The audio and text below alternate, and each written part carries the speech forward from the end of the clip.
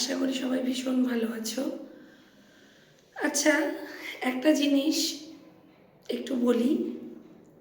সে যে গেছে তো গেছেই, আর ফিরে এলো না।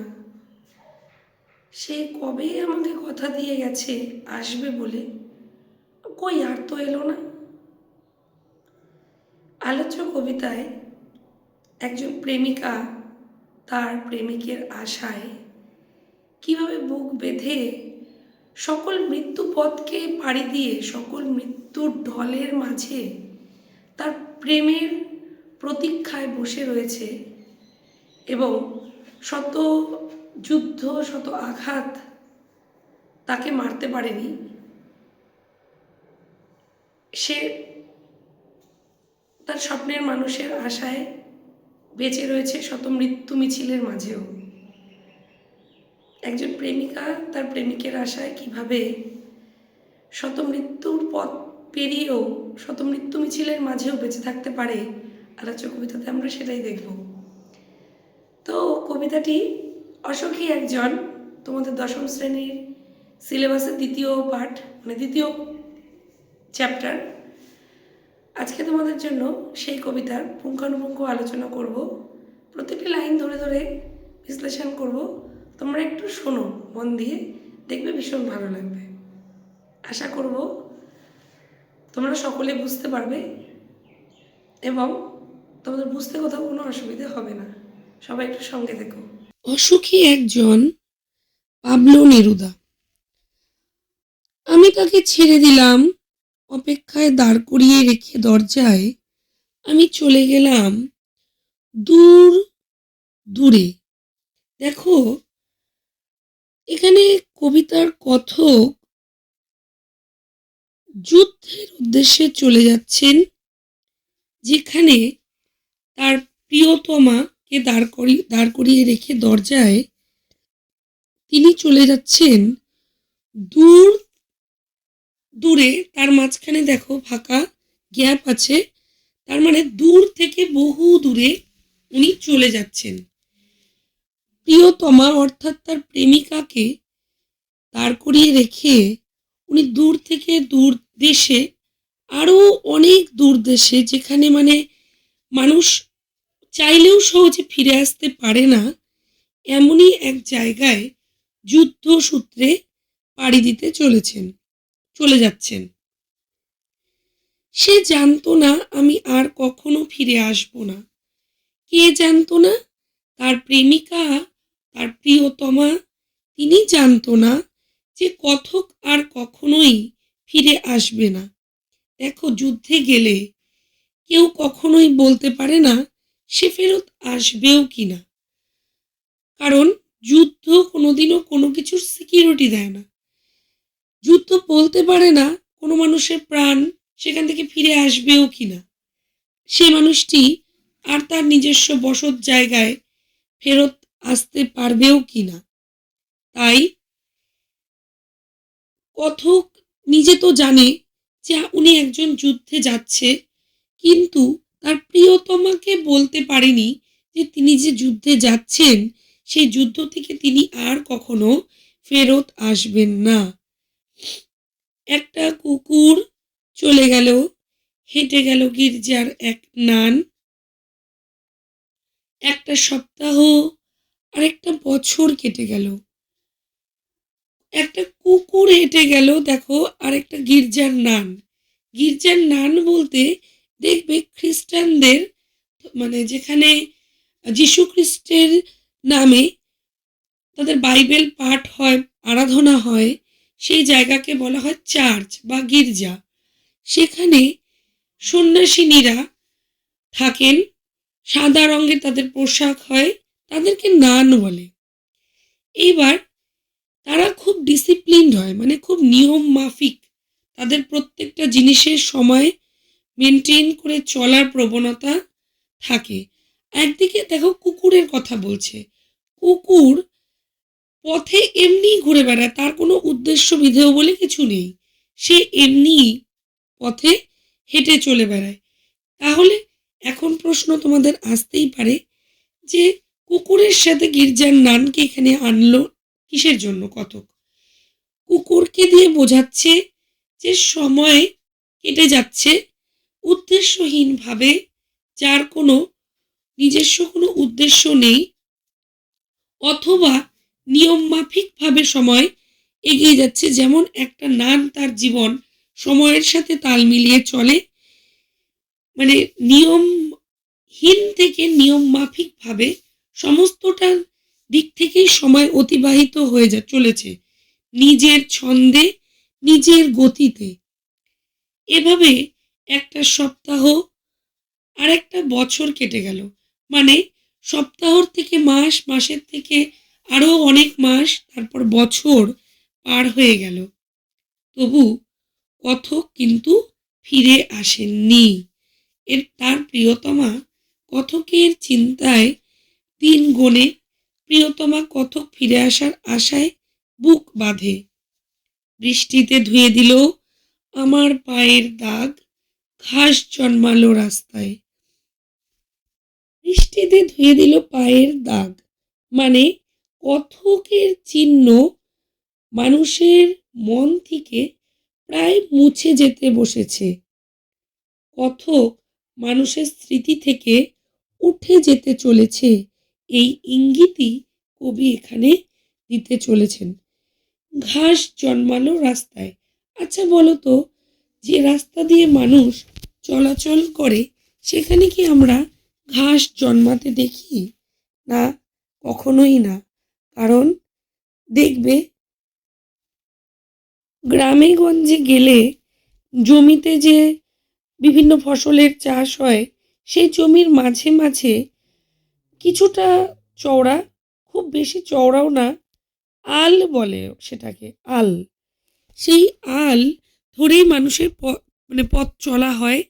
সেই জায়গাটা কিন্তু ঘাস থাকে না। কেন?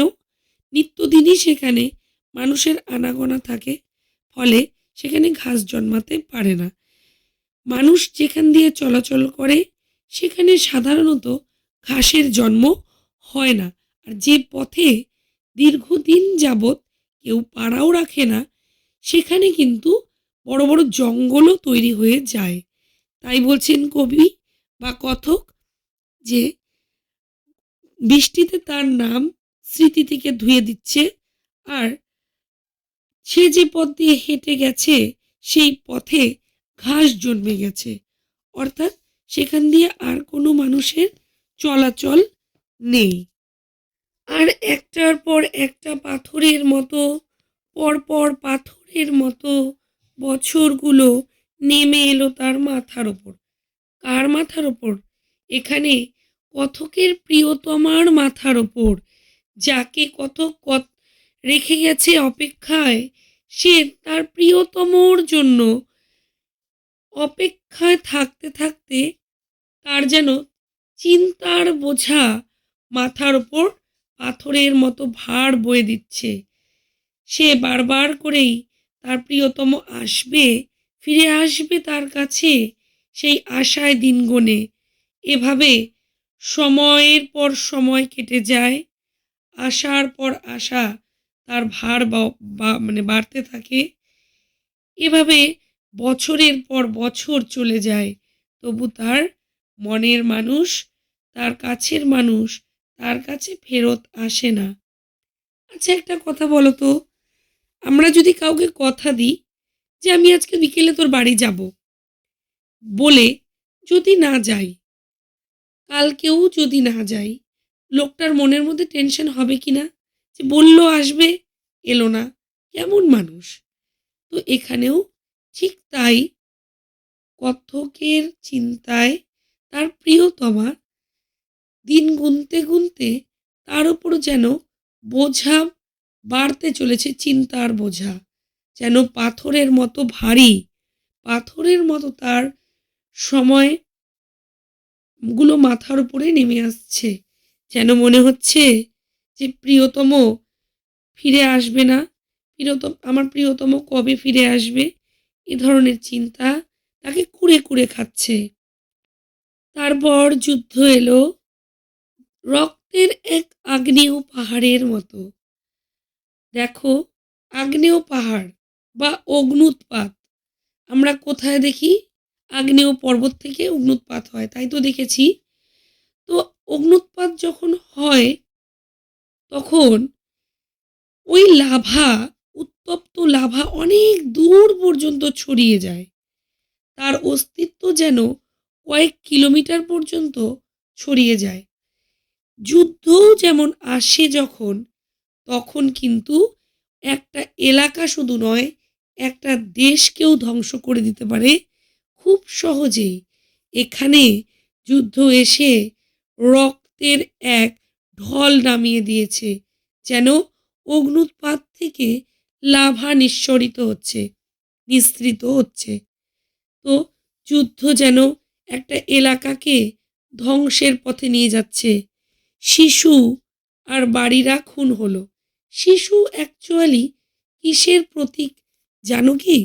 সারল্যের প্রতীক, ভবিষ্যৎ প্রজন্মের প্রতীক। এখানে শিশুরা বলতে আমাদের সরলতা, আমাদের ভবিষ্যৎ প্রজন্ম, ছোট ছোট বাচ্চা ছেলে, তাদের কথা বলা হচ্ছে যে যুদ্ধে তাদেরকে বাদ দিল না, তাদের প্রাণ নিতে পিছু পা হলো না যুদ্ধ, তাদেরকেও মেরে ফেললো। বাড়িরা খুন হলো। বাড়িতে কারা থাকে? সাধারণত মহিলারা বাড়িতে থাকে। সেই মহিলারাও যেন খুন হয়ে গেল, যেন সেই মহিলারা যুদ্ধের কবল থেকে ছাড় পেল না। তারাও যেন আর 10টা মানুষের মতো তাদেরকেও মৃত্যুর সাথে পাঞ্জা লড়তে হলো, তাদেরকেও প্রাণ হারাতে হলো। কেবল সেই মেয়েটির মৃত্যু হলো না। সেই মেয়েটির মৃত্যু হলো না বলতে সেই মেয়েটির মৃত্যু হলো না বলতে এখানে যে মেয়েটিকে কথক তার দরজায় দাঁড় করিয়ে রেখে গেছেন, তার অপেক্ষায় দাঁড় করিয়ে রেখে গেছেন, হাজারো মৃত্যু ভিড়ে মৃত্যু মিছিল ঠেলে সেই মেয়েটি প্রাণ বাঁচিয়ে রেখেছে তার প্রিয়তমের আশায়, তার প্রেমিকের আশায় যে তার কাছে ফিরে আসবে। এই আশায় তার মৃত্যু হলো না। অর্থাৎ যুদ্ধ একটি ভালোবাসার প্রাণ কেড়ে নিতে পারল না। যেই ভালোবাসার মানুষ তার নিজের ভালোবাসার মানুষের আশায়, অপেক্ষায় দাঁড়িয়ে আছে, তার প্রাণ নিতে পারল না। সমস্ত সমতলে ধরে গেল আগুন। শান্ত হলুদ দেবতারা, যারা হাজার বছর ধরে ডুবেছিল ধ্যানে, উল্টে পড়ল মন্দির থেকে টুকরো টুকরো হয়ে। তারা আর স্বপ্ন দেখতে পারল না। সমস্ত সমতলে যুদ্ধের দামামা বেজে উঠেছে। ফলে দেবতারাও সেই কবল থেকে ছাড় পেল না। হাজার হাজার বছরের পুরনো মন্দির, যেখানে দেবতারা শান্তভাবে ধ্যানে মগ্ন ছিল, কবির কল্পনায় দেবতারা তারা ধ্যানে মগ্ন ছিল। তারা ধ্যানে মগ্ন থেকে নিজেরা নিজেদের স্বপ্নে বিভোর ছিল। তারাও যেন মন্দির থেকে টুকরো টুকরো হয়ে নিঃশেষ হয়ে গেল। অর্থাৎ যখন যুদ্ধ লাগে তখন দেবতারাও আর কোনো কিছু কন্ট্রোল করতে পারে না, অর্থাৎ নিয়ন্ত্রণ করতে পারে না। তারাও যেন অপারগ হয়ে যায়, তারাও যেন যুদ্ধের কবলে শিকার হয়। তো এখানে কবি সেই কথাই বলছে যে এত বছর বছর ধরে, হাজার হাজার বছরের পুরনো মন্দিরে থাকা বিভিন্ন মূর্তি, তারাও যেন যুদ্ধের কবলে টুকরো টুকরো হয়ে পড়ে গেল। সেই মিষ্টি বাড়ি, দেখো এখান থেকে কবি তার বাল্যকালের কথা মনে করছে। কথক তার বাল্যকালের স্মৃতিকে তুলে ধরছে। সেই মিষ্টি বাড়ি, সেই বারান্দা, যেখানে আমি ঝুলন্ত বিছানায় ঘুমিয়েছিলাম। কথক ছোটবেলায় তার সেই মিষ্টি বাড়ি, যে বারান্দায় বিছানা, তার ঘুমন্ত ঘুমন্ত মানে ঘুমানোর জন্য যে বিছানা, ঝুলন্ত বিছানা, দোলনা বলতে পারো, সেই দোলনার কথা মনে করছে, সেই মিষ্টি বাড়ির কথা মনে করছে। বাড়ির বিভিন্ন জিনিস, যেমন গোলাপি গাছ, অর্থাৎ গাছটার পাতাগুলো গোলাপি রঙের, বলতে পারো পাতাবাহার টাইপের গাছ। ছড়ানো করতলের মতো পাতা। করতলের মতো পাতা মানে গোল গোল বড় বড় পাতা, যেমন তাল পাতা, পদ্ম পাতা যেমন গোল গোল হয় না, সেটাকেই বলছে এখানে করতলের মতো পাতা। চিমনি, শীত প্রধান দেশে বা শীত প্রধান এলাকায় দেখবে ঘরের মধ্যে কাঠ জ্বালানো থাকে এক কোণে, ঘরকে গরম রাখার জন্য, সেটাকে চিমনি বলে। প্রাচীন জল তরঙ্গ সব চূর্ণ হয়ে গেল, জ্বলে গেল আগুনে। মানে কবির ছোটবেলার বা কথকের ছোটবেলার সমস্ত স্মৃতি এখানে তুলে ধরেছে, যেগুলো এই যুদ্ধেতে ধ্বংস হয়ে গেছে। এই সমস্ত যুদ্ধের পর শেষ পর্যায়ে শহরটা কেমন হলো। যেখানে ছিল শহর সেখানে ছড়িয়ে রইল কাঠ কয়লা। কাঠ কয়লা হলো, কোথায় দেখা যায় সাধারণত কাঠ কয়লা? দেখবে উনুন জ্বালালেও, কাঠ দিয়ে উনুন জ্বালালেও কিছু কিছু জায়গাতে দেখবে পোড়া কাঠ পড়ে থাকে আগুন নিভে যাওয়ার পর। আর কোথায় কাঠ কয়লা দেখা যায়? শ্মশানে দেখা যায়। সেই স্মৃতিটা কবি ধরছে, তুলে দেখো যে যেখানে ছিল শহর সেখানে ছড়িয়ে রইল কাঠ কয়লা, মানে সব পুড়ে ছারকার হয়ে গেছে যুদ্ধের আগুনে। দোমড়ানো লোহা, মৃত পাথরের মূর্তির বিভৎস মাথা, লোহা সব দুমড়ে মুচড়ে গেছে, পাথরের মূর্তিগুলোর মাথা যেন এদিকে ওদিকে খসে পড়ে আছে। আবার এটাকে আরেকটা অর্থে বলতে পারো, বিভিন্ন মানুষের কাটা মুন্ডু চারদিকে ছড়িয়ে ছিটিয়ে আছে। এত মৃত্যু মিছিল, এই মৃত্যু মিছিলে চতুর্দিকে যেন শুধুমাত্র মানুষের মাথা, রক্ত সব পড়ে আছে ছড়িয়ে ছিটিয়ে। রক্তের একটা কালো দাগ, রক্তের কালো দাগ বোঝাতে কবি এখানে শুকনো রক্ত, অর্থাৎ রক্তের পর রক্তের ঢল, সেই রক্ত শুকিয়ে শুকিয়ে কালো রং হয়ে গিয়েছে, অর্থাৎ রক্তের গভীরতা বোঝাতে, রক্তের ঢল, রক্তের বন্যা বোঝাতে কবি এখানে রক্তের কালো দাগকে তুলে ধরেছেন। আর সেই মেয়েটি আমার অপেক্ষায়। চারদিকে শ্মশান ভূমি হয়ে গেছে, সব পুড়ে সবকিছু ছারকার হয়ে গেছে, তথাপিও কবির সেই প্রেমিকা প্রিয়তমা সে কিন্তু তার অপেক্ষায় দাঁড়িয়ে আছে, তার কাছের মানুষ তার কাছে ফিরে আসবে, তাই তার মৃত্যু হলো না। এক কথায় বলতে পারো, যত কষ্টই আসুক ভালোবাসা কখনো মরে না। তো সেটাই এখানে নবারুণ ভট্টাচার্য আমাদের তর্জমা করেছেন এই কবিতার। উনি খুব সুন্দরভাবে আমাদেরকে দেখিয়েছেন যে ভালোবাসার জিত হয়, যদি সেটা সত্যিকারের ভালোবাসা হয়, তার কখনো মৃত্যু হয় না। সেটা নাই বা পেলাম কাছে, তথাপিও কিন্তু চিরজীবন অমর হয়ে থাকে।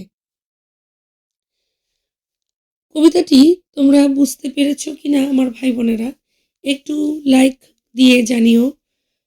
বুঝতে পেরে থাকলে আমার কাছে খুব ভালো লাগবে, কারণ এটি তোমাদের সিলেবাসের খুব গুরুত্বপূর্ণ একটি কবিতা। তো তোমাদের জন্য আমি পরবর্তীতে এর প্রশ্ন উত্তর পর্ব নিয়ে আসব। তোমরা একটু সঙ্গে থেকো, সবাই অন্বেষা এক্সেলেন্সের সাথে যুক্ত থেকো। যারা এখনও চ্যানেলটিকে সাবস্ক্রাইব করোনি তারা চ্যানেলটিকে সাবস্ক্রাইব করে দিও, পাশে থাকা বেল আইকনটি প্রেস করে দিও। সবাই সুস্থ থেকো, ভালো থেকো। আজকের মতো এখানেই, টাটা।